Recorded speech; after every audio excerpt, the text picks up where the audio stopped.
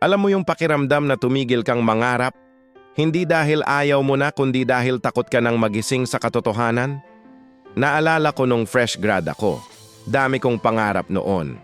Magkaroon ng sariling bahay, makahanap ng stable na trabaho, at bigyan ng magandang buhay ang pamilya ko.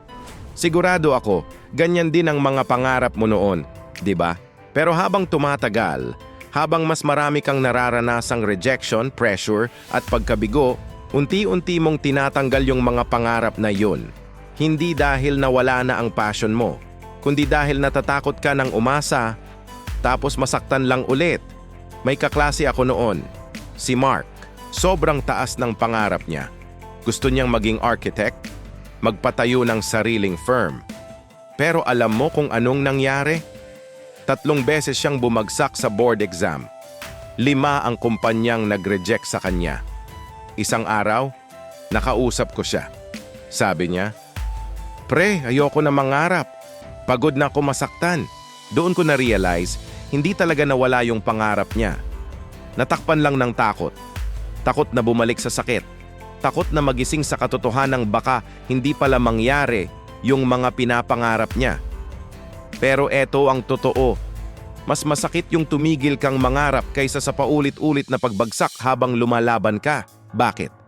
Kasi kahit ilang beses kang matalo, may pagkakataon ka pa ring bumangon. Pero kapag tumigil ka ng mangarap, doon ka tuluyang nawawala. Alam mo kung ano ang nangyari kay Mark? Binigyan niya ng isang pagkakataon pa ang sarili niya. Nakapasa siya sa board exam. Ngayon may sarili na siyang firm. Hindi malaki, pero lumalaban. Kaya sa'yo na nakikinig ngayon, kung tumigil ka na ring mangarap dahil takot kang mabigo, tandaan mo, normal lang matakot. Normal lang masaktan. Pero huwag mong hayaang ang takot ang magdikta ng kung hanggang saan ka makakarating. I-share mo sa comments kung anong pangarap mo noon na tinago mo dahil sa takot. Baka oras na para buhayin mo ulit yan. At i-follow ang Aftergrad PH. Dito, natututo tayong bumalik sa pangarap kahit gaano pa kasakit ang mga pagsubok. Sama-sama tayong lumalaban, sama-sama ring bumabangon.